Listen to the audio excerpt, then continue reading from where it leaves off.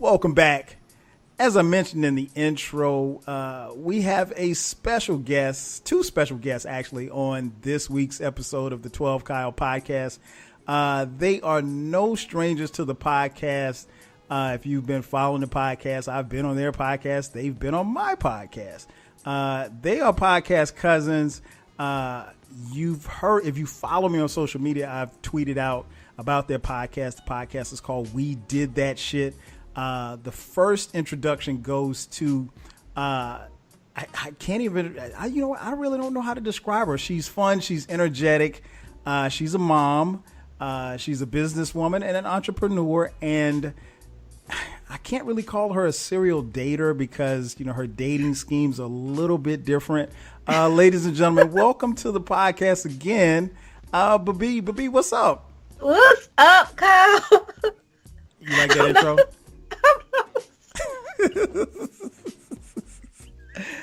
I'm doing bad in these streets. Yeah. You cold. You are so cold.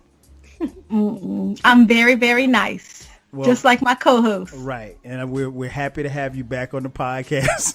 Thank you. And your co-host, she is also a businesswoman. She is also an entrepreneur. She's not bad when it comes to dating. Welcome to the podcast, Mya. Mya, what's good? What's good, Kyle? Thank you for that introduction, Kyle. Let these people know what's really going on out here. I'm not bad with dating. My co-host, on the other hand, we don't know, but we're going to get into it. Right. We're going to get into it. And fellas, they both are single. They both are single. Now, but don't shoot me no DMs. You got to shoot me DMs. I ain't got nothing to do with it.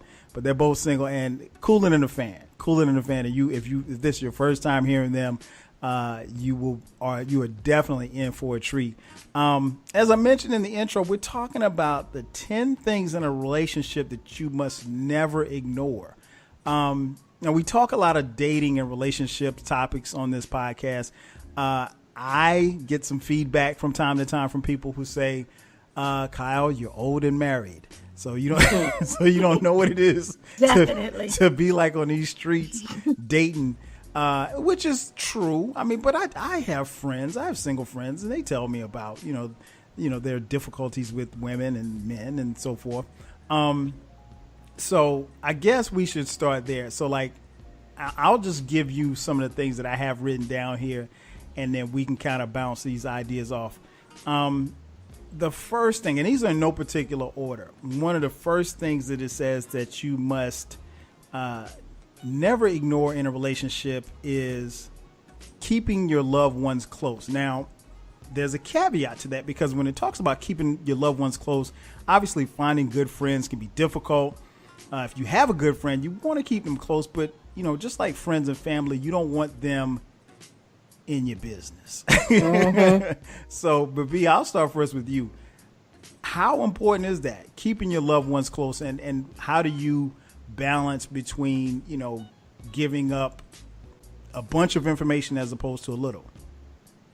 Well, for me, I feel like I'm an open book. Mm-hmm. So if I'm dating somebody, there's not a lot of things that I won't express. I am who I am. I've had a lot of experiences, and we talk about things like that. Now, I will say this, right off the bat. My dad is where relationships go to die. So if I introduce you to my dad, that means I'm not really interested, because maybe no more than a month after you meet my dad, it's over. Because my dad doesn't like anybody. My dad and I are real close. He'll be like, yeah, well, what about, yeah. And I'll be like, you know what? I don't even like him. And something about the whole interaction just gives me the courage to be like, no. But if I like you, you won't meet my dad, because I really want to see where this is going. And I don't know. And Mya can talk about the rest of the family, because our family is very close. And it's hard for people who come into our circle, like say for a family dinner or an event or something like that. They just be like, oh wow, like it's so many of you, or you know, y'all talk all the time, or you going out with your family again? Mm-hmm. You know, so we're family and we're each other's friends. So they don't necessarily get involved in my relationships per se, mm-hmm. but the time is very important that we spend with family. Yeah. Gotcha. And I forgot to mention in the intro, the two of these young ladies are cousins. So mm-hmm. cousins and very close friends as well. Something you said that before I throw it to Mya, I want to get your opinion on. That's kind of reversed, because normally or at least just in my experience, in the ladies that I did date back in my day, you know what's weird is, like, I would think like the guys who you liked, you know, necessarily wouldn't meet your dad, or you know, kind of be hesitant to it in case your dad wanted to shoot him down. But the guys that you don't like, why? I guess the question is, why are you sending the guys who you don't like to your dad initially? Because I don't know what it is about me. Like, I don't always, unless you do something like extreme, if I don't like you, I don't always have the gusto to be like, I don't know what this is, but I'm really not feeling it. You know what I mean? Mm-hmm. But when they meet my dad, and my dad tears them down to me the next day, the day after that, the week after that, the week after that, it just kind of gives me the courage to be like, hey, you know what? This really ain't working for me.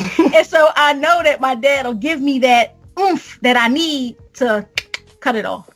Okay, so it's pretty much a done deal. If you're introducing them to dad, then he ain't gonna make it anyway. You just need that extra motivation to kick him to the curb. Exactly. Okay. And if you do meet my dad and I like you, like you have to go through like a 2-month training course, intense question and answer, sit like this, walk like this, stand like this, like please, please, please, please, please, I need my dad to like you.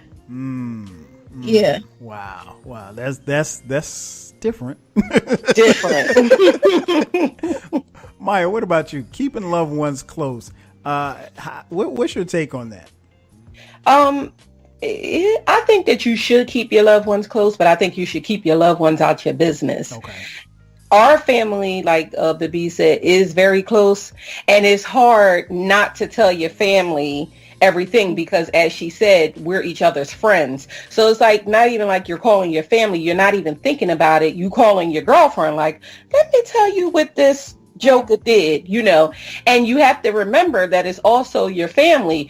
And our family operates like we either like you or we don't. It's kind of, you know what I'm saying? So like, if you in, we'll be like, girl, give him another chance. Here, right. You know, I want to get rid of Tony. You know, Tony, you know, Tony is taking me to the store next week. Don't get rid of Tony. But if we don't like you, then we like, Tony? Who was that?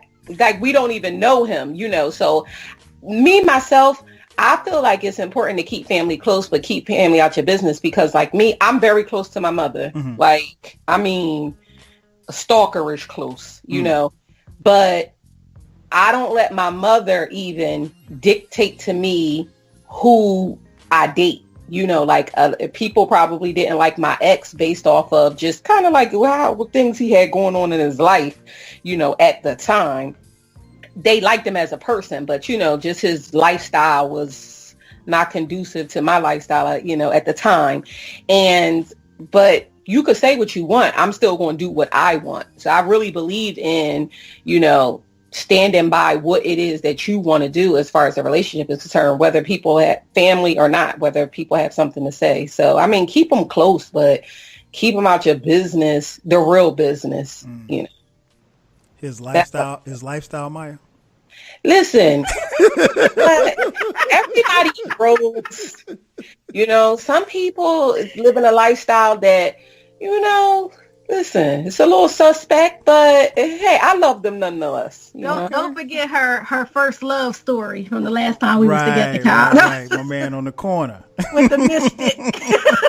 Listen, I like people for who they are, not necessarily for what they got going on. But that was then. This is, I'm a little older now and a little wiser.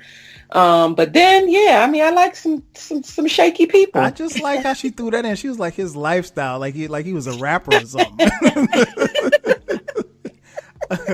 But you know what? That's a really good point, and it brings me to another question, I guess. And both of you kind of touched on it with your family being as close as you are, and I've seen videos. Y'all are extremely close. What happens when there's a guy that you like and you like him, but you're not really sure the family's gonna like him? How do you? And Mya, you can start first. How do you handle that? Because that can be problematic in and of itself. No, that is problematic. I will say this. My family has never really met anybody that I date. I keep my dating life kind of separate from my family. Okay. So, and it's not on purpose, but it's just like, if it's nothing serious, even if I've been dating you for 10 years, if it's not serious, it's like, for 10 years, what am I serious, Mya? Yes. I mean, sometimes 10 years is not serious. You know, sometimes you're going through, a transition in your life. You might still be hanging on to something old, and, in the between, you dating other people, and it's not that serious to expose them to your family. But to answer you, don't let me get started on my stuff. Say this. I think that it's important, though. And I think that also when you're dating someone, you can kind of gauge whether or not they'll get along with your family. Mm-hmm. You can kind of see their mannerisms, how they act in public, just whatever. And you can kind of gauge, like, my Uncle Rudy ain't probably going to like him. You know what I'm saying? Or I ain't going to say Bibbi, because she going to have something to say about no matter who it is. So I'm not going to say her, but it might be like, oh, my cousin Kim's not going to really like gel with him. And that those are the people that you keep away from your family, because it's nothing worse than bringing someone and then they're uncomfortable, because it makes you uncomfortable, because you got to kind of, you with your family is what it is, you having a good time, but then you got to kind of cater to the other person as well, because they're your guests. So that's tough. I just wouldn't bring them around. People be like, ain't you dating Johnny? Yeah, Johnny out of town this weekend. He make it to the barbecue again, right. What about you, Bibbi? I'm just going to say that Mya really niced that up, okay? Because I have real experience in this area. When you bring somebody around, you have to, I'll be like, oh my gosh, please act right. Please don't say, you be praying that they don't say the wrong things, because still to this day, wait a minute, sidebar. If you follow our podcast, the We Did That Shit podcast, I say it all the time and she always interjects, but she said it herself this time. Everybody Mya meets is on a 10-year plan. I'm just telling you right now. It's a 10-year plan, but she said it out her mouth this time. Did you hear her, Kyle? I heard her. Dated for 10 years. Anywho, I have people that, not necessarily serious, because I'm like the kind of person, you don't have to be super serious, but if we hanging out and I'm going to it depends on what the family is doing. There are some things you can come to, However, there are certain names that I can bring up today and the whole family be like, him? Like still. It's just, because they just got around the family and acted the fool, and it could be, not even the whole fool, like the one who came to the beach fully dressed. Wow. Or with socks on, and Air Force Ones. Who didn't get up for an older woman in the heat and let her sit down. Right. Yeah, like him. Yeah, he can never come around again. Or the one that was like brought another chick to Essence and then was real cheap. Oh my gosh. Was just cheap. And I mean, he was just my boy, you know what I mean? But yeah, can't come around the family. Yeah, they can't come around the family, because the family will never let them forget it. Exactly. So it is tough. So if it doesn't gel, if you don't think it's going to gel, we got one cousin that likes fixer-upper, so we just don't pay him no mind. because we just know how she is. So like we don't pay them no mind. But it's hard if you're not going to jail, you don't bring them around. Yeah, I agree. I think keeping loved ones, close, I think that's very important in a relationship. And I think, it's like you said, it's important that they kind of gel with your loved ones, at least to some degree. There has to be some type of balance, depending on how close you are. For me, I don't know. And I was thinking about it as you guys were answering the question. There were I don't want to say so many. There were a few that just never met my family. So I didn't have to worry about that. I think as I got older and I got more serious, my family was important. It was important that, they were cool with my family. And it was also important they were cool with my friends. That was huge because I'm so close to my friends because my friends are like my family. So, if they didn't get, if they wasn't cool enough to pass my friends test, then they probably weren't going to make it. So, damn. Yeah. I can dig it. And, a couple didn't. A couple never never got to the point where they could meet my friends. So, yeah, I totally understand where y'all coming from on that. Second thing I got down here, things that you need that are, important in a relationship that you must never ignore. Never ignore the point of keeping your word. People easily get discouraged when they feel they're being lied to. Nothing shatters faithfulness like lies. Always keep your word and make promises that you can keep. Mya, how important is keeping your word? Well, I mean, of course, it's 100% important because then it brings up trust in a relationship. If I can't trust you to even keep your word, how can I trust you to be in a committed relationship, release my heart to you? I can't do any of that if you don't even keep your word. And you need to keep your word as simple as I'm going to pick up the bread after I get off of work. If you say that you're going to pick up the bread, like pick up the bread, my man, So I think that should be the first thing, keeping your word. What about you, Bibbi?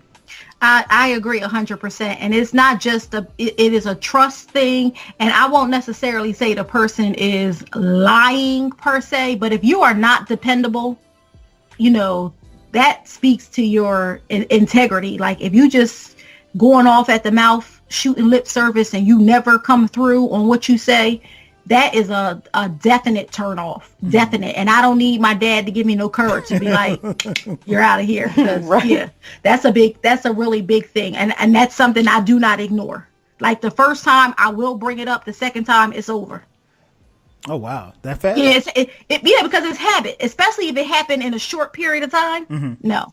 Yeah, that means it's habit, that you have a habit of talking and not following through. You can't go to work and do that. Oh, that's true. Yeah, no. I'm more important than the job. Nope. Go ahead, Mya. And I just wanted to say, I think that especially for women dating men, men are leaders, or at least they should be. You want them to be. And for a person that's leading you or that you want to lead you that can't even keep their word, that's a big problem. So I don't know. I mean, you can give your answer as far as a man is concerned, but for women, I mean, it's huge. Oh, no doubt. I agree 1,000%. I think it's keeping your word is everything. Your word is everything, and you don't, I've always kind of lived under the mantra that, you never make a promise you can't keep. Now, if you forget to do something, that's different. A woman or a man can understand you being forgetful. But if you say, hey, I'm going to pay your car note this month. Yeah. I mean, like, that ain't something you just say and then be like, oh, see, what had happened was. Right. That can't happen. One of the best abilities is availability and dependability. Right. You have to be both in a relationship if you want it to be successful. And, again, like you said, Mya, if you can't depend on a man, I mean, at some point, any woman is going to be looking around like, okay, why are you here? Exactly. Because if the existence of our relationship is built on broken promises, then we really don't have a relationship. Mm-hmm. We're just here. We're just kind of moving around, existing. So. And who wants to live like that? Right, and that's why 2 times I'm good. Oh, I don't blame you. You can't. You can't let that linger. And one thing I've noticed just about, and I can only speak for men that I don't want to say men that I know, because these aren't friends of mine, but men that I have encountered. Normally, if a man can't keep his word early in a relationship, that's something that's habitual. So it's something that's going to continue. It's not going to get any better. Absolutely. So Absolutely. if he starts off, and it's almost like, I don't know, it's kind of like if he starts off lying, like, he's gonna keep lying. You a liar. Yeah, you a liar, right? Yeah, you don't get. I mean, it's almost like getting high. You're not gonna change. You're gonna keep getting high if that's what you want to do. So, yeah, that's one point there as well. And again, these are in no particular order. Number 3, Bibbi, leaving the past behind. Everybody's got a past, right? Everybody comes into a relationship, with baggage, if you will. And, we all have luggage. So it's about how you handle that. But acknowledging the past and moving from the past are 2 different things. What's your take on, just having the ability to leave the past in the past? Well, there's 2 aspects. For me, I love people for who they are. I like people for who they are. I will give a person a chance based on him and I. That's it. So, and I don't bring baggage. And, I raised my 2 children. I am, I'm not bitter about any relationship I've ever had. I don't have, I do have trust issues, but I know, I do. I know for a fact I have trust issues. However, I don't make that the other person's issue. Okay. So, I have dated someone for a very long time, and they were like, you don't trust. I was like, oh, I don't know what you do when you turn the corner. I don't see you anymore. I don't know what you're doing. But that's me. You know what I mean? I don't put that on you. So he's never felt, uncomfortable or had to question or anything like that, because it's just something that I know, I have. So I don't like to put, I think it's very important to heal. Everybody has a past, but if you haven't healed, you're going to bring baggage, whether you think so or not, into another relationship. And then for the person who you're trying to cultivate a relationship with, it's important. So we're talking about things you can't ignore. You have to, when those things become obvious, I think, you gotta bring them out. Like, I've had to say more than once, like, oh, I'm sorry. I don't know what you're used to, but I kind of feel like this, and it's okay. I said this, I'm going to do this, and, that's okay. Or, I'm sorry, I don't take very kindly to people telling me what to do. I think you have to, because sometimes that's just what they're used to. Like we talked about people who don't keep their word. If you've been in a relationship with people where you say whatever and do whatever else, and people have accepted that, and then you continue to do that, if the person doesn't check you and you don't try to change, then, it'll never be any change. This is true. Yeah. So okay, so I want to go back before I go to Mike. You made me think of another question. So you said you have trust issues. So how is it that you can have trust issues and not project those issues on the man that you're dating? Well, because I really don't think it's fair. If they don't show me or do anything or say anything that makes me question what they're doing, I just never bring it up. But in my head, I'm not saying like, oh, you're doing something, you're doing, or but I'm you not, are subconsciously though. I'm not. It's not subconscious. It's very conscious. Okay.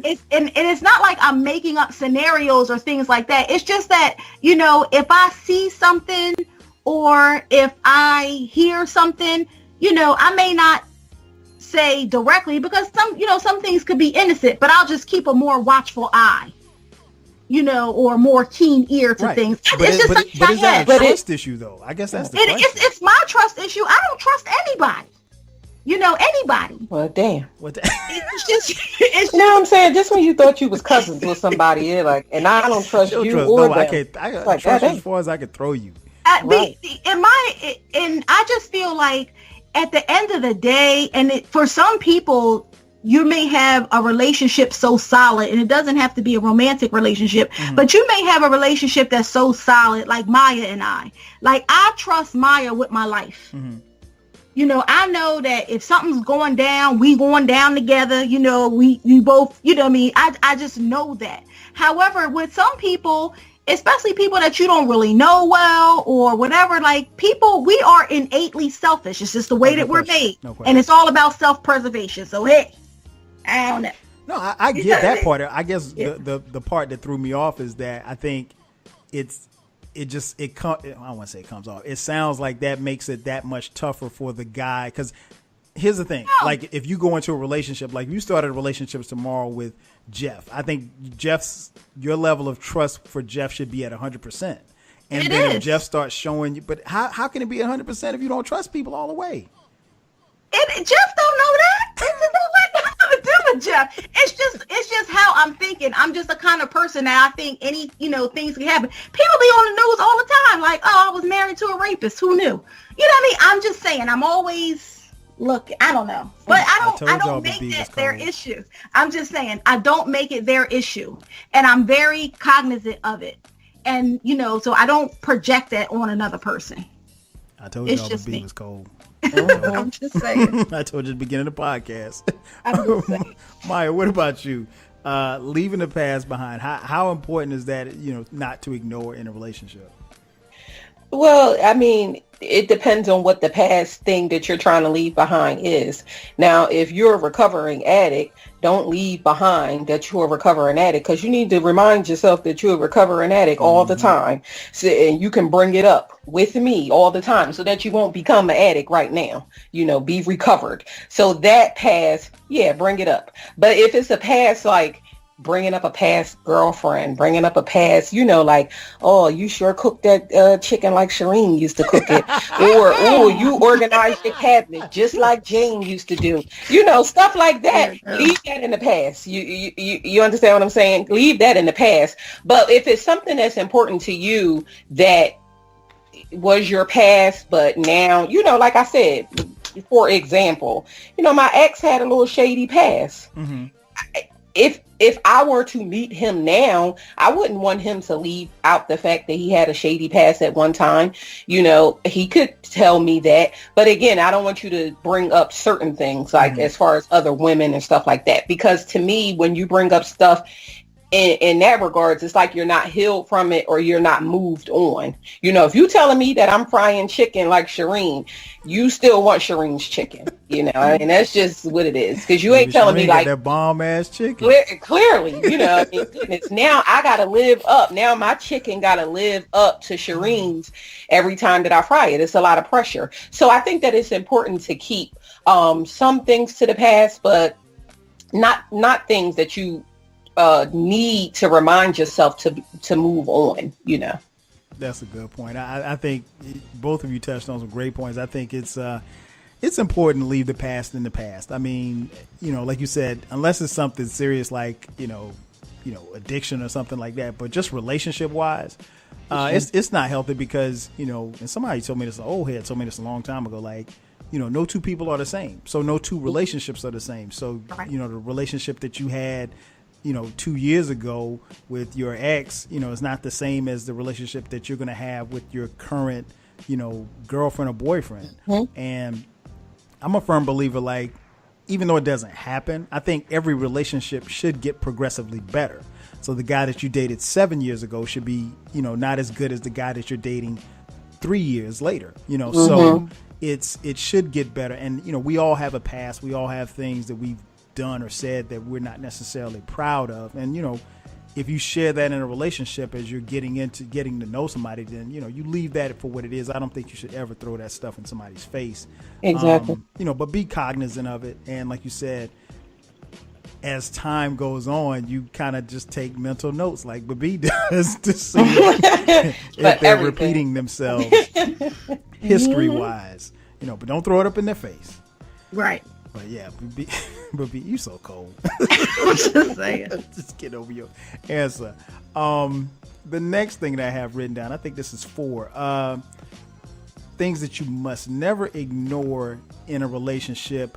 The ability to improve your communication. How important is that, Bibbi? Oh my goodness, communication is everything. And I think one thing that sometimes people overlook is, everyone doesn't communicate the same way. So I have, had relationships, and they weren't, all like super exclusive dating, but, like dating. I've had relationships with people who just communicate in a different way. And at first you'd be like, well, what the heck is wrong with them? But when you get to know a person and you get to learn their way, that's the way they communicate. And, then the book with the 5 love languages, and all that other kind of stuff. So people do different things. Communication is very, very important. And I'm all for it as long as you're not yelling at me. That is one thing I will not tolerate. I do not argue with men. I barely argue with women. But I do not raise your voice at me. I do not like it. That will end the relationship real quick too. I've never had an argument in a relationship. Okay, that's impressive. Very. I can't say the same, but that's impressive. Never. Oh, what about you, Mya? Improving having the ability just to improve the communication. Okay, so the question is, say the question again, because I got to make sure that my answer is going to be what the question is. That one of the things that you must never ignore is the ability to improve your communication. Okay. Yes. You don't ignore that. Don't ignore someone who can't communicate. But more importantly, I think for me with communication, I need to be able to communicate. You could say nothing, but I need to be vocal. I tell Bibbi this all the time. You need to say what you need to say because you need to get it off of you. Whether the other person responds to it or not, you need to get it off of you. And something that you said will trigger that person to, even if they don't change, they'll think about what it is that you say. But communicating it is 100% important. To be with someone who, let's say they don't communicate, but you do, if they're not willing to improve their communication because it's something that's important to you, then no, that's something that you don't want to ignore. Because to me, it's almost like, I agree with you, Bib. People communicate differently, but if you don't communicate at all, to me, it's almost like a slap in the face. Like what I'm saying, what you're saying, or what I'm saying is not important enough to respond to, whatever that something may be. So we definitely want to be able to improve on our communication, but more importantly, I want to be able to say what I want to say, and I will. And I just want to say that improving your communication, it has to do with knowing the person, because like I said, the person could very well be communicating to you and you just don't understand the language. It's because it could come as a shock. For example, like I say, I don't argue, and I was in a relationship with someone and I told him that I don't argue. And he looked at me like I had 7 necks. Like, what? And I said, no. I said, if I'm in this relationship with you, I like you. It's never my intention to hurt your feelings, stab you in the back. None of those derogatory type things. And if we have a miscommunication, if you get angry, you need space. I really understand that. But we can agree to disagree, but I won't argue. And I would appreciate it, if you don't raise your voice. So one day we were out, I was driving. We were going maybe like an hour or so away from home. And something happened and he got upset. And he looked at me. And I just was looking, I looked at him, I had to glance over because I was driving, and I said, I'm sorry, I still love you, but you're going to have to get over it because I'm not turning around and we're going to be together all day. And like after maybe 30 seconds, he just bust out laughing. He was like, fuck you. No, I want to argue. And just bust out laughing and then he was like, you know what? There really is no point. And I was like, there isn't.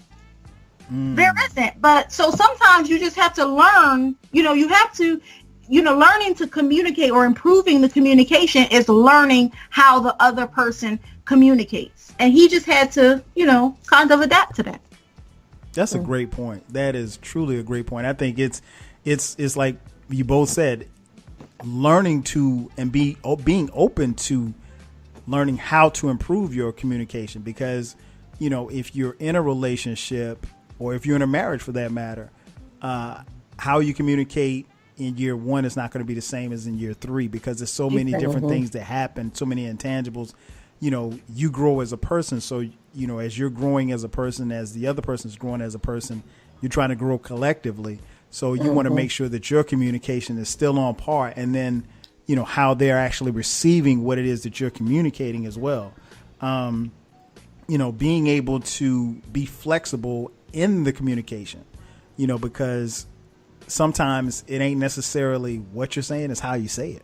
And how they receive most it. Times. Yeah, because you could say something simple as, yo, hand me that plate. Or, can you hand me that plate, please? That sounds too different. You say, yo, hand me that plate. I'm like, right. Yeah, who you talking to? Right. I might say, get your damn self. Right. It just depends on, how I feel. So that's very important. And I think it's something that I think I've learned as a man, as I've grown up, especially growing just as a man and then growing also in a marriage, just how to try to improve my communication. And then you kind of have to, you like Bibbi said, you have to know the person that you're dealing with and how they're going to receive your communication. Because, if Bibbi, some women respond to yelling. Yeah. Some women I'm not respond gonna say to they yelling. crazy, but I'm not. No, right. And I'm not even going to let you think that I'm married to one. But I'm just saying, some women respond to some women respond to yelling. I don't know a lot of black women that respond to it. That's just based on me. No disrespect to anybody that's not black listening to this podcast. I don't know many black women that respond to a man just yelling. However, some of my white counterparts, I've seen it play out. Their women kind of take to the yelling, or at least the ones that I've seen. I can't speak for all white people because I don't know a lot of white people. I don't. I'm dead serious. I know like 5.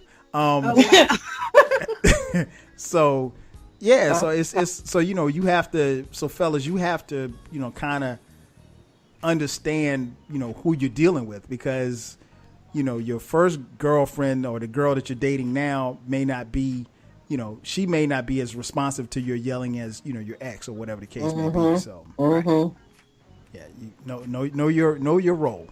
Right. Exactly. Know your partner. Exactly. Know your partner. Exactly. Know your role and know your partner. Mya, the next point 5, giving a little space. Now it says that I wrote down here, as much as you need to be close to your partner, it's wise to study them too and understand when they need to be alone and understand sometimes when they need to cling on. How important is that? Knowing when to give a little space. Well. Uh-oh. I don't know why this answer is starting off with a laugh. I think that knowing when to give space is huge.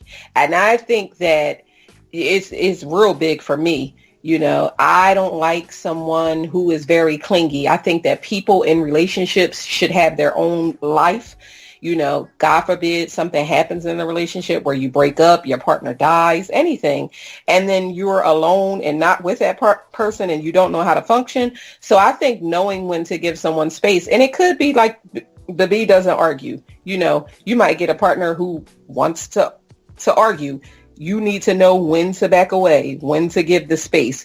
You need to know when a person had a long day and sometimes they just need to decompress before they before you come at them or before you bring it at them. I just think that, spaces, man, it's just like space is everything. Space is everything. And that's not to say, don't let the start with, oh, that's because she on a 10-year plan. That has nothing to do with anything. Back on a 10-year plan. No, it has nothing to do with anything. It has everything to do with the 10-year thing is going to have to be another podcast. Yes. We just have to break that down. 10 years just sounds so long, but it's not really like, listen. Dr. Mya. Okay, let's not go there on this podcast. This is about is about something else. No, I really think just to bring it all home, I think space is important. I think people need it. We don't value it enough. People that are in relationships, they don't value space enough. And a lot of times where you don't give people space, that could break your relationship up.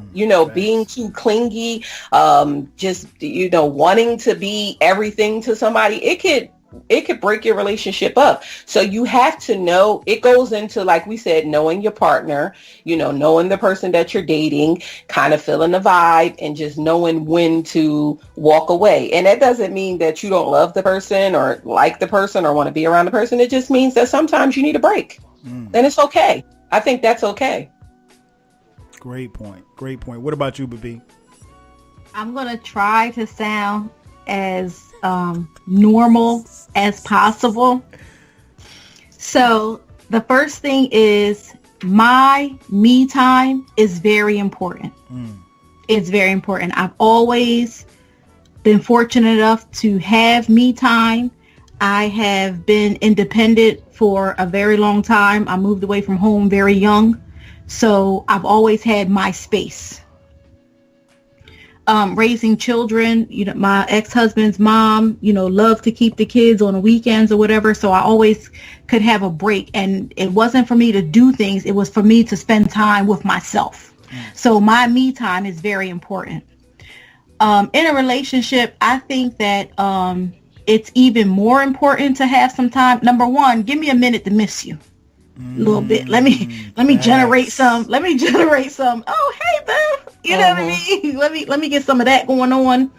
And some people are into that couples retreat, spa day, stuff like that. But when I got my stuff going on, I don't want to be with you. That's just me.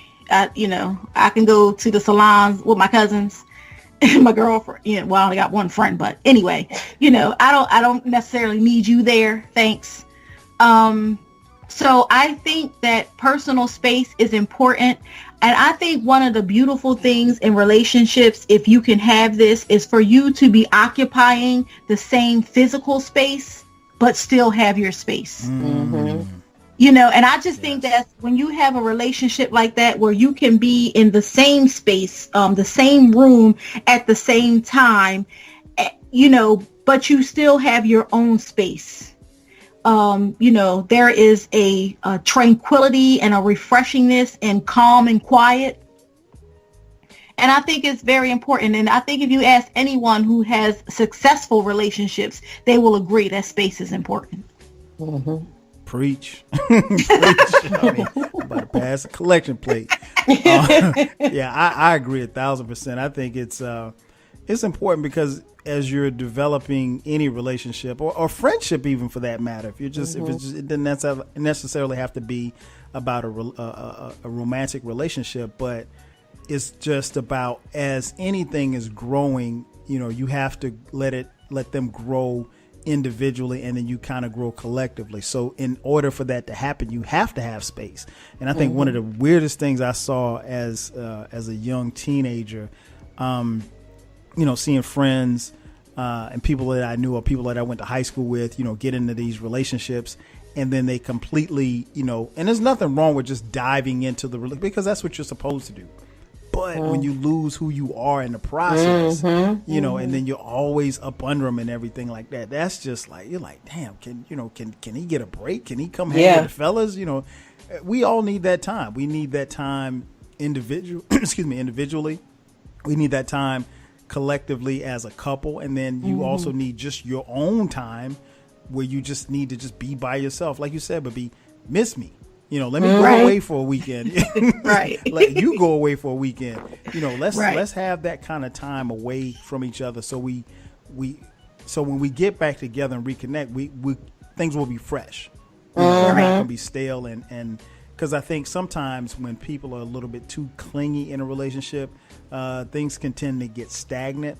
And then I think if you look at some of the relationships from the older generations, the woman may have been so dependent upon the man when the man left or when he stepped out with another woman or if he just died, like she was lost. Like all of her identity was tied to this man. That's why right. I've never been one to, and I see it a lot on, in sidebar topic, I get a little annoyed when I see, women who are, I guess, who are married to celebrities, but they're attached to the, the fact that they're married to this particular celebrity, and it's not like they're not themselves. Like, be your own individual, not be,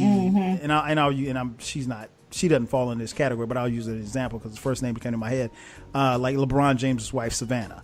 Savannah is she's very she's very independent. She's not she doesn't, like, if you go on her Instagram, or she's not Savannah, she's not Mrs. LeBron James on Instagram. You know what I'm saying? She has her own identity, and I think a lot of times men and women, we get in these relationships or marriages for that matter, and we lose who we are as a person. You should be able to, and if you don't give yourself space, then you're gonna be clinging. You're gonna be worrisome if that person is going to leave you because everything that you know and love is attached to that person.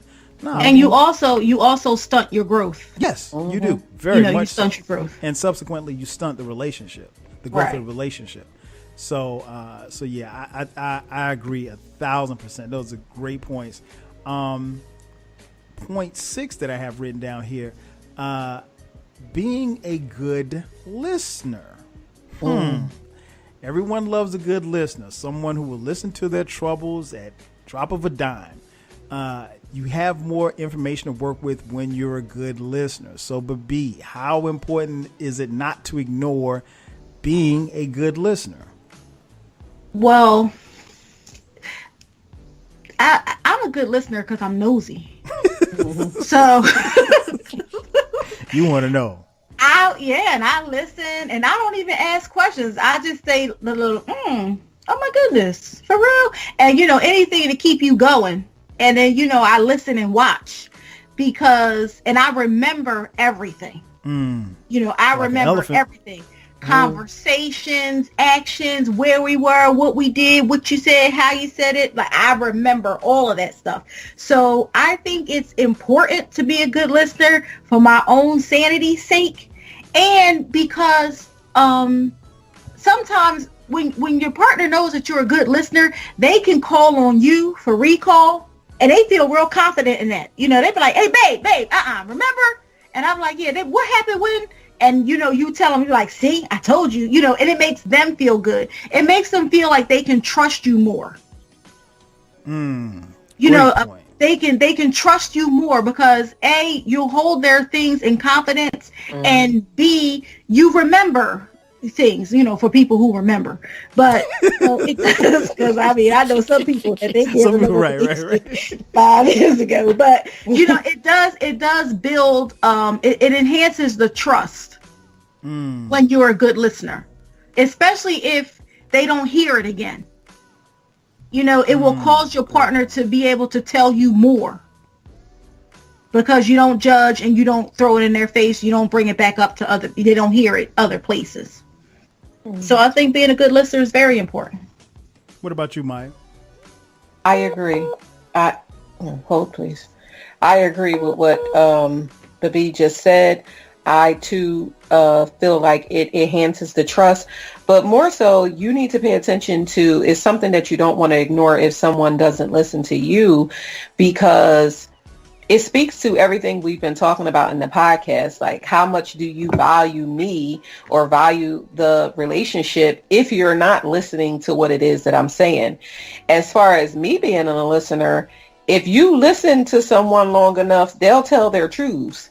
So when you are, let's just say, first starting off and you're first dating someone, if you listen to them long enough and your ears are open, they will tell the truth. They'll talk about their past that they don't need to bring up. You'll know if they're a good communicator based off of things that you hear them saying. So listening is highly important, and it is something that you should not ignore if a person is not listening to you. Now, and I don't mean listening to you like you told me what I said 5 minutes ago, because I don't even remember what I said 5 minutes ago, so I don't necessarily expect you to remember all the small details. But for something that is important to me, that I'm telling you that I feel that it's important enough for me to bring it to you, I want to know that you are listening to me, because I value your opinion, and I thought enough of you to say whatever it was that I needed to say to you. So yeah, don't ignore that. That is so key. I hope y'all are taking notes. They dropping science. I think that's very important. It's part of communication is being able to listen and receive what it is that you're getting. And I don't care what kind of relationship you're in. Nobody wants to be in a relationship where they feel like they're not being heard. Because at that point you're like, okay, well, what are we doing here? Like, what's going on? What are we really doing here? And it doesn't take much to listen. And people want to feel like that whatever it is that's being said is being heard, and their ideas, their values, and their needs are being met in that conversation. So yeah, y'all made some great points, and I don't really have much to add. Next point, and I want to start with Bibbi here. Learning to overlook minor issues like a red car. Say that again, little Kyle. minor things like a red car, Bibbi. Let me take some water. One of the reasons why fights happen in relationships is that both people aren't willing to back down. Sometimes you gotta know when to fight. Sometimes you gotta know when to stand down. You should be willing to let some things go. So, Bibbi, how important is it to ignore knowing when to overlook minor issues like a red car or something of that nature? First of all, let me just say that the red car was not minor. It was bothering. That's minor, Bibbi. It was bothering me. I went out. I asked them. Okay, we're not going to talk about the red car about it because the listeners don't know what we talk about. We went out, so that was not minor. However, what it depends on what you consider minor. But Mya, stop looking at me like that. Go ahead. Mya giving her the side eye. Right. I love it. My thing is, what is minor? Because, and especially like the older I get, I think I've always been this way, but the older I get, I have very, very, very low tolerance. I'm a very patient person. Very patient. And my son taught me patience. My son has autism, and autism goes against everything Black mother. And it really did teach me patience. But I have low tolerance. And the difference is, because some people say, well, what's the difference? The difference is patience is giving leniency when a person doesn't know better or doesn't know, or is trying to do something and needs more practice. That's patience. And you can be patient with a person. Tolerance is when they know what you're doing. They know exactly what they're doing. They know it's not right. You've mentioned it wasn't right. Oh, I'm going to change. Yeah, I don't take well to that at all. At all. So yeah, there's not, I could list them, but I won't. Some things that people think may be minor that I just be like, yeah, no, that's not going to work for me. So it really does depend. Like I said, I don't think the red car is minor. Give me some minor things. I don't know.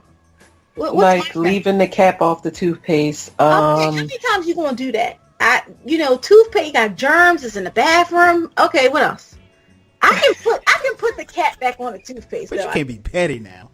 I'm not. That's what I'm saying. I don't think that's petty. I can even put the toilet seat down, because, I don't believe in cohabitation, so I don't think that would be going on often unless I was married. So if you got to the point where I'm married, then that's just how they are. Those things are petty. But what's minor? Toothpaste, I don't mind. Toilet seat, I don't mind. I don't know what's minor. I mean, just the minor things that I guess, and again, it would depend on how you define minor, but there's some minor things that happen in a relationship that, maybe a guy may or may not be doing that he may deem minor, or you both may deem minor. If he deems it minor, then I know it's major. And no. No. I mean, like staying out to 4:00 in the morning. No, that's not. No, that's not minor. That's not minor. But I mean, like, I don't know, but you're the serial dater. I'm sure there's some minor things that come up. Or is everything major with you? I don't want to say it's major. I just feel like if there's something that's bugging me, and I know it's going to be, like I'm not going to sit there and tolerate that for 20 years, And it could be, it could be, I don't know. I don't know. I need examples, but I have, been I told. knew she was gonna say that. I'm just saying, I have been told that they be like, oh my gosh, you could pick a person apart, but I don't think it's picking them apart if it's something that is going to bother me. But I think I'm very accommodating. I do. I want people to be comfortable. What about you, Maya? Well, I agree with something that Bibbi said, which is you have to figure out what's minor to you. Some things can be overlooked, like I don't know, not calling me back when you said, but some things can be overlooked. And it may, something may be minor to you, but major to someone else, and something may be major to someone else, but minor to you. Example, I don't like smacking, at all. I can't take it. I feel like it's like scratching a chalkboard, so to me, that would be something that was major. Sitting across someone that was just smacking every time I'm sitting across from them or sitting next to them, that would be so major to me. But someone else may deem that to be minor. You can't ignore things that are important to you. Let me just say that. So whatever the thing is, whether it be minor, whether it feels minor, if it's important to you, no matter how minor it is, I don't think that you should ignore it. Some things can be overlooked some things can be overlooked as far as pettiness, but if you feel in your heart of hearts that something is that someone else would deem minor, but it's major to you, don't ignore that. Don't ignore that. And that speaks back to something that we already touched on, which was communication, so you have to be able to communicate with the person and say, hey, I didn't like that, or, whatever that may be, because like Bibbi said, we can't think right now of examples, but we know what some things may be minor, like, girl, you thought that, like a guy coming in with, and I'm just using this as an example. This is not how I think, but if he comes in with a Nike shirt and Adidas sneakers and you like, oh my God, I can't believe, you may tell your girlfriend that, like, girl, I can't believe he had on it. She might be like, what? That's cosmetic. You could change that. You could go and help him pick out a pair of Nikes to match that shirt. Right. Whatever the case is, that could be something that's so minor to someone else, but literally so major to you. So you really just have to figure out what is your thing, and but don't ignore how you feel, no matter indeed. How minor it is. True indeed. I just thought of one of my friends, he was telling me he was getting to know this girl, a young lady, I should say. And, he would go over to her crib, they kick it or whatever like that. And when he went to her crib and she lived by herself, there was always like a pile of dishes in the sink. Trifling. And like her crib was nice, wasn't like she had a bunch of stuff going on, but it was just like always a bunch of and like that was just like something. And to me, I was like, well, I mean, that's something you could say, hey, you got dishes in your sink, like that. But that was, to me, I thought that was something minor that you could kind of get around. But he was like, he stopped talking to her because he was just like tired of going to her crib, seeing like 13 dishes in the sink, and it's just her by herself, you know. You knew he was coming. You couldn't do the dishes real fast. Like, and get some paper plates. It's just what if the guy comes over to your crib and he takes his shoes off and he tracks dirt or snow into the house? You know, that type of thing. Is that? Well, he don't have no home training. That's not minor. I can't raise another man. Come on now. That's home training. I can't be involved in that. Ah, she's so cool. I'm just saying. So cool. That's home training. I mean, but these things like you consider minor. We were just having a conversation with a friend, one of Maya's friends, and you know, Maya says that we're similar, me and the friend, and she said, you know, she went on a date with a guy and she just kept overlooking things. And she was like, you know, this was bothering her, but she overlooked it. That was bothering her. She overlooked it. And it wasn't like the greatest date, but at the end, she was like, oh, you know what? I might go out with him again. But the guy said that he wasn't interested in going out with her again. And she was like, well, I'll be damned. You know, and she was like, so she just asked him, you know, why? And he said some things like they were dumb, but one of the things he said was, he was like, and your car is kind of messy. And my point to her was, if something is bothering you, you make sure, you know, you either exit or say something or do what you have to do, because you see the other person won't have no problem cutting it off, even if it's something like minor. You know, the other person may not have a problem with it. So you be you and allow them to be them, because, you know, everybody is not for everybody. You like someone and it's just not a good fit for whatever reason. And the reason may be petty, but to that person, just like Maya said, it may be petty to you, but it's not to me. And, you know, public service announcement, smacking is like, nobody wants that. That's like the worst. Come on. Smacking, sitting at a table smacking. Like you said, that's home training or the lack thereof. Exactly. And I can't be, you know, I ain't nobody's mama. I mean, I am, but I feel you. I think it goes back to what you said. It's some of it is kind of figuring out what's minor, because what is minor to me may not be minor to the next man. But I think you have to, you know, part of effective communication is being able to know how to say something, you know, if something's bothering you. And then also, you know, you kind of, in a relationship, you kind of pick and choose your battles, if you will. You pick and choose your fights, not physical or mental fights, but just you kind of come to the idea of, okay, is this worth arguing for? Because some things honestly just aren't worth arguing for. Sometimes you just gotta let shit slide. And you got to figure out what shit you're going to let slide, what you're not going to let slide. And I think that kind of festers in any type of relationship, particularly, you know, if you have people who've been together for a while. Now, when you're getting to know somebody, but I think when you're getting to know somebody, I think that's when you, for lack of a better term, kind of lay the ground rules as far as what you like, what you don't like. And then you kind of see from there, because they, you know, that way you're not 3 months in and they're still doing something like picking their teeth with their finger. And you're like, oh my goodness. I couldn't imagine. Oh, you know, you're not 3 months in saying, yo, that I'm really annoyed by you doing that. So yes, I totally agree on that. Next point, Bibbi, I'll start with you. Staying positive. Relationships can be complicated. What's crucial is when you have challenges, being able to look for the solutions.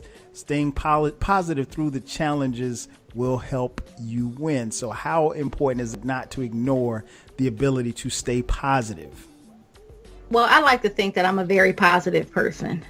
And I really do try to encourage people through any and everything, because the fact of the matter is, you know, the situation may be grim, but if you wake up tomorrow, you have another opportunity. I think that, you know, it's in the valley that we grow. So as long as the person is willing to try and open to suggestions, I think it's very important to encourage people. No one, and I mean absolutely positively no one became successful without failures. You know, so that it's just how it is. So I think it's very important not to, and I just don't like to beat people down. You know, I don't like to beat people down. It's, you know, there's always an encouraging word that could be said. At one point, you know, I was like paying somebody's Jaguar payments at Hallmark because I would just send cards to all people I didn't even know, like the sick and shut-in list at church. Like, oh, hey, I saw your name on the list. I'll just let you know I'm praying for you. You know, so I just think it's there is power in positivity as long as, and this is something that should not be overlooked. You know, don't get yourself involved with potential. You know, because you can encourage and be positive until the cows come home. But if all they had is potential and they're not doing anything, you are wasting your time. Preach. I'm just saying. So what is what Mr. Knows It says? Hey, be positive. Yeah, think positive, act positive, and you will become a positive person. Absolutely. Absolutely. Words to live by. What about you, Mya? Staying positive. How important is it not to ignore that? Well, I don't want to ignore that someone is not positive, because if you're not positive or able to see the other side of a situation, it speaks to how you deal with conflict, how you deal with life, how you deal with me. You know, if we can't be positive enough to say, hey, we're going to get through it, you know, I can't look at you as the person that I'm going to grow with, because things aren't always on the up and up. You know, things aren't always happy. Sometimes negativity comes in, but you have to be able to be a person that can look past the negativity and work through the negativity. And if you aren't exhibiting that, that is a problem. You know, I will say I'm not the most positive person when it comes to a lot of things. I'm very pessimistic when it comes to a lot of things, you know, and so being pessimistic doesn't bring forth a lot of positivity. And I mean, like, I don't want to say it like I'm so negative or like I'm down, but it's important for me to have a partner who can look past that and see the positive in it. You know, it helps to build the next person. Positivity really does help to build the next person. And you being positive will give me something to look forward to. Like, okay, you know what? If he thinks that this is, then we can do it. You know, if you think that we can, okay, we can push through it and we can do it. So positivity is very important. You don't want to be with a Debbie Downer. You know, you spoke about that in past podcasts, you know, people just being a Debbie Downer and in return that bringing you down, you know, so positivity is very important. I took what you said up on our podcast, what Mr. Knows It said, and I really applied that to my thinking. You know, I want to be positive. So, yeah, Mr. Knows It. Thanks, Kyle, for dropping it down. No problem. And, you know, look, don't be with a Debbie Downer. You know, they're only bring you down. So positivity is very important in a relationship, and you don't want to ignore a person that can't see a silver lining in anything, you know? Hey, you said it. I mean, it's like you said, it's thinking positive, acting positive, and you'll become a positive person. It's an affirmation. It's something that, you know, like I said, I live by it. I mean, you know, I remember just growing up and I heard this song and they said, sunny days, everybody loves them. Can you stand the rain? And I mean, like the first time I heard the song, I didn't know what they were talking about, but those lyrics meant so much more as I got older, because that's what's going to happen in relationships. It's not all fun and sun. It's going to be, you know, some doom and gloom. You're going to have rough patches. You know, what can you do? Can you look at the positive that's coming out of the storms that you're in? You know, if you can't, then, you know, you got to be able to see some type of, like you said, Mya, some type of silver lining. If you can't, then you may or may not be the one for me. Because, you know, you got to understand whatever you're going through that's bad, you're going to come out of it at some point. Exactly. I mean, we all do. So I agree 1,000%. It's a mindset, and it's easy, I think, nowadays to kind of, I don't want to say it's popular, but I mean, we see people, and now there are people who are clinically depressed, right? And there are people who are depressed that aren't being treated for depression. And I think sometimes, you know, when we see it a lot on social media, you know, that's the first thing people say, well, I'm depressed, so I don't see things the way that you see things. No, you don't necessarily have to see things the way that I see them, but also understand that, like you said, Bibbi, if you wake up and the blood is flowing, you got a chance. Right. You got, you know, that's about as positive as you can be. You got a chance. I don't care what happened yesterday. You got a chance. I don't care if you got $10 in your bank account and your gas tank is below E. You got a chance. You got a chance to do something today because somebody didn't wake up. So I think, you know, if you look at it from that mindset, then, you know, that's at least a step in the right direction at the very least. Point 9, I think, this is very important. Bibbi, things that you must not ignore in a relationship: neglecting yourself. As much as you need to be committed to making your relationship work, you must also take care of yourself. Carry yourself with high self-esteem. Never let your confidence shrink. You must understand that you are unique and special. If you think so, your partner will see this and treat you as such. How important is it not to neglect yourself, both mentally and physically? You know what, Kyle? I appreciate this opportunity. This is just perfect because I was like, how am I going to bring country music into this podcast? And, you know, Blake Shelton, you got to love Blake. You know, he sings a song called The Guy with the Girl. I love that song. And the song says, I'm just the guy with the girl everybody wants to know. You know, they're just wishing she was there all alone, wondering how I ever got your hand in mine. You know, looking over at you like, ain't she beautiful? But anyway, it's a great song. You should take a look. You cannot, and this was literally the downfall of my most serious relationship because in my mind, I always just wanted to be a pretty and smart housewife, no children, because I looked at marriage as like a partnership, and like my job was to help my husband get to where he wanted to be, and you know that I had to be smart and trophy. You know what I mean? That was my dream. It didn't work out. That's neither here nor there.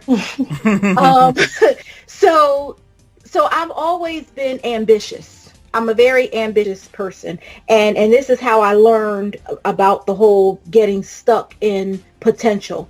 I've always been very ambitious, and if there's a new challenge at the job, like, you don't have to ask me. It doesn't have to be my job. I'm always going to try to do something and be like, oh, you know what? I tried this. Well, you think this will work? And, you know, so that's how I've always gotten opportunities, consulting opportunities, promotions, and things like that.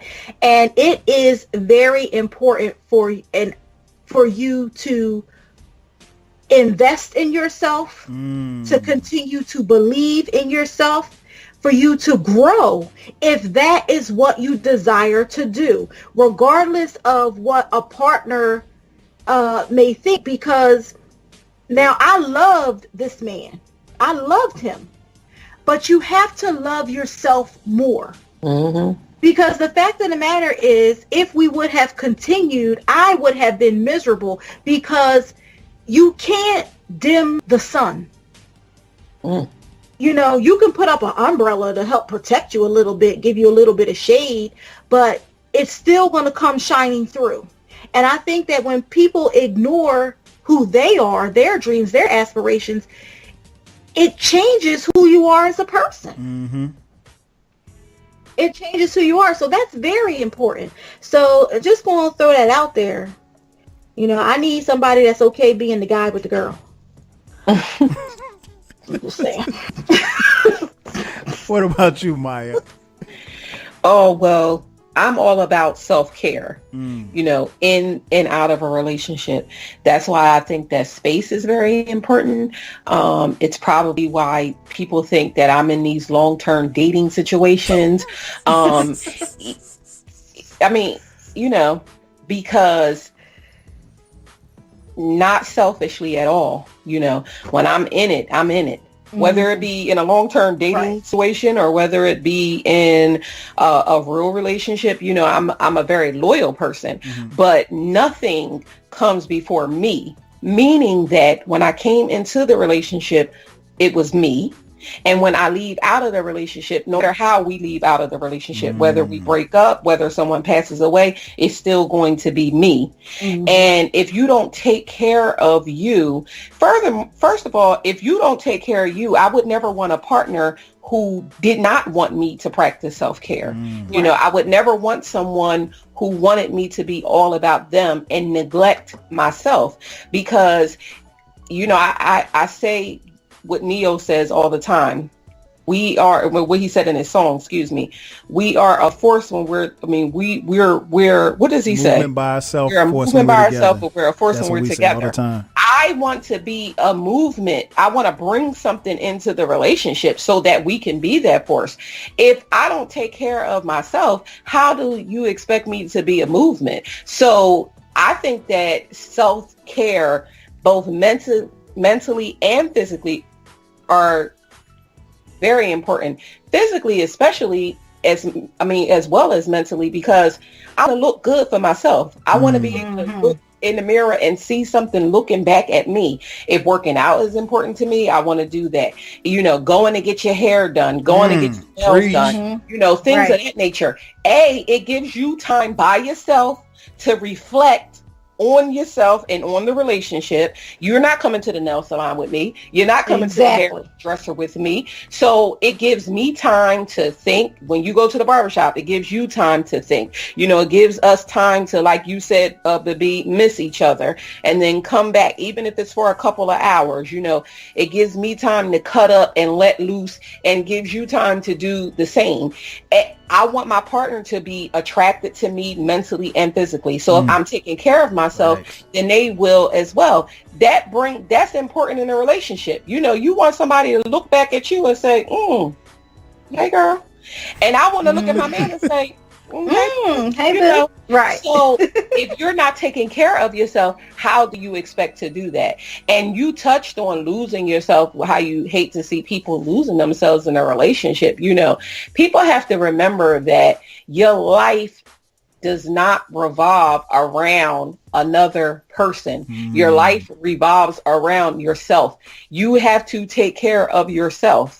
At the end, you are really all you have, because when you cross over to heaven or hell, it's just you. You know what I'm saying? It's just going to you. It's not going to be me and Johnny, who I'm attached to. It's not going to be any of that. It's just going to be you. You're born by yourself and you die by yourself. So don't lose yourself within any situation, whether that be a relationship romantically, a relationship with a friend. Don't lose yourself. Take care of you first. Preach that. And it's like what they say. I'm sorry to cut you off. They say, when you know how they always preach, pay yourself first. Pay yourself first. Pay yourself attention. Pay yourself financially. Pay yourself mentally. Pay yourself emotionally. And it goes back to your positive. Mr. Knows it. Be positive. What is it? Kyle, say it now. Think positive. Act positive, and you will become a positive person. Exactly. And self-care will make you a beautiful person, both mentally and physically. That is so true. That is so true. I mean, I really don't have much to add. I think you both nailed it. You can't neglect yourself. Self-care, both, like you said, mentally and physically. And all three of us have seen people lose themselves physically once they get in a relationship. Keep getting your hair done, keep getting your nails done. Fellas, keep going to the barbershop, go to the gym. Like you said, you don't necessarily have to look good for your mate. You want to look good, but you should want to look good for yourself more than anything else. And and don't neglect yourself in that process, because you owe that to yourself to continue to maintain and to be better and be a better person, not just physically, but becoming a better person, and also pushing yourself to be better. Your mate should be pushing you and encouraging you to be better, but it also has to come from within as well. So great points on that. The last thing I got, point 10, and I'll start first with Mya. Staying committed to the relationship. Part of being in a relationship is being committed to the commitment.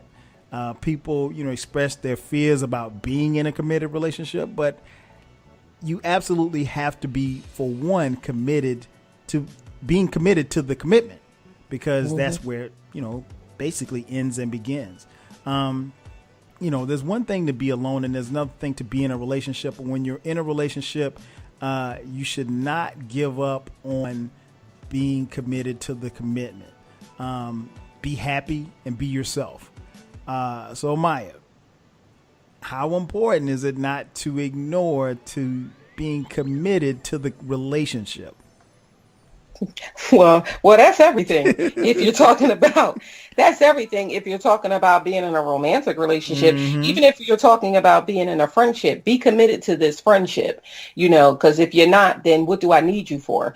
Commitment is everything. And if someone, this goes without even saying, if you see that someone is not committed to the relationship, it's like, we're not in a relationship. We might have a situationship, but we don't have a relationship. So it's of course it goes without saying that it's important to be committed to the committed relationship. Now, I feel like in my older age, I feel like if you're not committed to the relationship, then I'm walking away. In my younger years, I felt like I'm committed as you're committed, meaning if you half-assing this, I'm half-assing this relationship, if I decided to stay in the relationship. But being committed, it should go without saying. If you're not, what are we really doing? Right. Why are we even here? So don't ignore. I don't even know why they had that on the list. Don't ignore Don't ignore someone not being committed to you. That's kind of, and commitment goes without saying for other things too. It goes to the communication. It goes for what else did we talk about? I can't remember what I said 5 minutes ago. It goes to trust. It all. Not neglecting yourself. Right. Staying positive, minor issues. And being committed goes to all of that. Just with the self-care. Be committed to going to the hairdresser every 2 weeks so that you can look good for your mate. Be committed to listening to the person. Be committed to trusting the person, that you're with, and trusting yourself in the process. So commitment means everything. Great points. What about you, Bibbi? I feel like life is about choices, and people who make better choices live better lives. And commitment is a choice that we make daily. We commit to jobs, we commit to people, we commit to duties, we commit to a lot of things. And people who have more difficult times, I think studies will show, have difficulty with commitment. So, and it seems people who pursue relationships, there are people who do pursue relationships who have commitment issues. They have commitment issues, but they want to be in a relationship. And that proves to be very difficult. You cannot overlook, and there are signs. Somebody could really, really be into you. And the issue is their fear of commitment or their lack of knowledge about commitment. Because they could really feel like they're committed, even though their actions don't show. So and that's it speaks about how you communicate, how everybody may not communicate the same way. It's words, it's actions, it's lack of words. There are a lot of things, but commitment is something that we can't ignore, but we also can't take for granted. You can't, and it's sad, it may sound crazy, but you cannot take for granted because somebody says, I want to be with you, that they are committed to you. You cannot take that for granted. And I just, me personally, I believe that once I make a decision, I have to ride that out. I am a person who is very, very, very into accountability. I don't like if things happen, they was like, oh, well, why didn't you tell me this? Because in my mind, it sounds like an excuse, and I don't do excuses, and I believe in accountability. Yes. So if you're going to make a decision, you have to commit to it. And that's something I cannot overlook. Those little commitment nuances. I like, if you got 3 and 4 outfits out and you don't know what to wear, that decision making stuff and all that kind of stuff, that, you got to look at those things. No, that's small. That's minor. That's minor. That's to some people. However, and I mean, let's just be real. Mya and I are alpha females, right? And a lot of times men say, oh, well, they that kind and they want to be the boss and all that kind of stuff. But the fact of the matter is, and I'll just speak for myself, in my life, I'm the boss because I have to be. I have no choice. But if I'm in a relationship, that's one of the things, at least take half of it off of me, half of the decision making, half of the planning, so I don't have to be in charge all the time. And I don't want to be. I don't want to be. And even if you make a decision for us that I don't necessarily agree with, I need to know that you consider me enough, or you're committed enough to take in consideration what I may feel about the situation and then make the decision. So even if it's not the decision that I would make, you say, I know that you would probably want to do this, but I thought about it and this, and this, and I know you would probably think that, but that's why I went with this. You know what I mean? So because you're committed. And that speaks to the trust. That is so true. And I mean, all of that stuff is... know that I don't have. So look at you. It was so cold. I really don't have much to add other than the fact that, I mean, it is so true. I mean, like, you have to be committed to the commitment of the relationship. If you don't have a commitment, then, it's just words, you're wasting your time. And as you get older, you're not really, who wants to waste it? Nobody has time to waste. We don't know how much time we got. So the last thing, time is the one variable that we have no control over. So, nobody wants to waste their time and be hopping in and hopping out of relationships. But yeah, I think that's very key. Y'all made some great points. Hence the 10-year plan. we definitely gonna talk about this 10-year thing on the next podcast. But before we get out of here, let me first and foremost thank you, ladies, for coming on the podcast. It has been a pleasure to have you guys on here. I'll be the first to admit, like, anytime we talk relationships and stuff like that, like, I never know how stuff is going to be received. And even like one of the previous podcasts that I've done, I think I did one on toxic relationships. I had like 4 people hit me up and say, hey, my relationship is just like that. Our relationship that I was in was just like that. I really appreciate you talking about it on the podcast. And it's stuff like that that you don't really think about when you're recording or planning to do something like that. But I came across this in my reading, and I was like, these ladies would be perfect for it because they have a different perspective. They're not the old married guy in the room. So I had to get y'all on. But again, thanks for coming on. Before we get out of here, Bibbi and Mya, tell them where they can find, where they can do some shit and put out your social media information. Thanks again, Kyle, for having us. We Oh, no really problem. appreciate it. You know, we love being on the show, and we love having you on our show. Coming back. Of course you are. we gotta find a perfect topic for you. But you can follow us on all social media. We are at We Did That Shit. It's one word, We Did That Shit. You can find us anywhere where you can listen to your free podcasts. We are on iTunes, Spotify, Anchor, YouTube, Google Play. You can find us anywhere. Literally anywhere you can find a podcast, you can find We Did That Shit. Follow me on my personal Twitter. It's MyMy13. That's MYMY13. And I'm at Bibbi and Mya. That's BIBBIAMINA. Yeah, so thanks again, Kyle. You know, we hope to get some feedback for this show. You know, hopefully your audience doesn't think that we're too crazy. And we hope that everyone enjoyed us on the show. Yes. No doubt. Well, we definitely enjoyed having you.